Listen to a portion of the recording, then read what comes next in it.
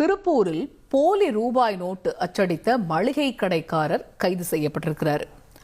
கடன் கொடுத்த போது கள்ள நோட்டுகளை கலந்து கொடுத்து ஏடிஎம்மே ஏமாறக்கூடிய அளவுக்கு மிக துல்லியமாக அச்சடித்தது எப்படி?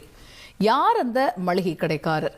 கலர் ஜெராக்ஸ் இயந்திரமும் 500 ரூபாய் கள்ள நோட்டுகளும் பறிமுதல் செய்யப்பட்டது எப்படி என்பது பற்றி விவரிக்க இணைகிறார் எமது செய்தியாளர் அருண்குமார். Over to Arun.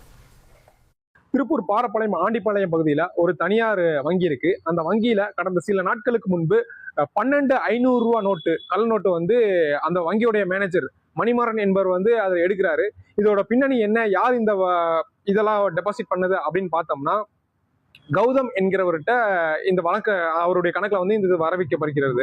இதை தொடர்ந்து மணிமாறன் போலீஸ்கிட்ட புகார் கொடுக்குறாரு. அதாவது திருப்பூர் மத்திய போலீஸ்கிட்ட புகார் கொடுக்குறாரு. கௌதம் போலீசார் விசாரணை பண்றாங்க. உங்களுக்கு யார் இந்த நோட்டை கொடுத்தது, எங்க வாங்குனீங்க, என்ன எதுன்னு அவர் கௌதம்கிட்ட போலீசார் விசாரணை பண்றாங்க. இதுல முருகம்பாளையம் பகுதியை சேர்ந்த ராஜேந்திரன் என்பவர் மளிகை கடை நடத்தி வர்றாரு. அந்த கடையில தான் அவர், அதாவது அந்த கடைக்காரர் என்ன பண்றாரு, வட்டிக்கும் தொழில் பண்ணிட்டு இருக்கிறாரு. அவர்கிட்ட இருந்து கௌதம் ஒரு 40,000 ரூபாய் பணம் வாங்குறாரு. அந்த 40,000 ரூபாயில 6,000 ரூபாய், அதாவது 12 500 ரூபாய் நோட்டு கள்ள நோட்டா இருக்கிறத கண்டுபிடிக்கிறாங்க. போலீஸ் கண்டுபிடிச்சு அதுல ராஜேந்திரனையும் கைது பண்றாங்க. கைது செஞ்சு உடனே என்ன பண்றாங்க, ராஜேந்திரனை கூப்பிட்டு விசாரணை பண்றாங்க. தொடர்ந்து அவர் கடையை போய் பாக்குறாங்க. கடையில அவருக்கு கள்ள நோட்டு அடிக்க உபயோகிச்ச மிஷினு, அப்புறம் அவர்கிட்ட இருக்கிற கள்ள நோட்டு எல்லாத்தையுமே பறிமுதல் பண்றாங்க.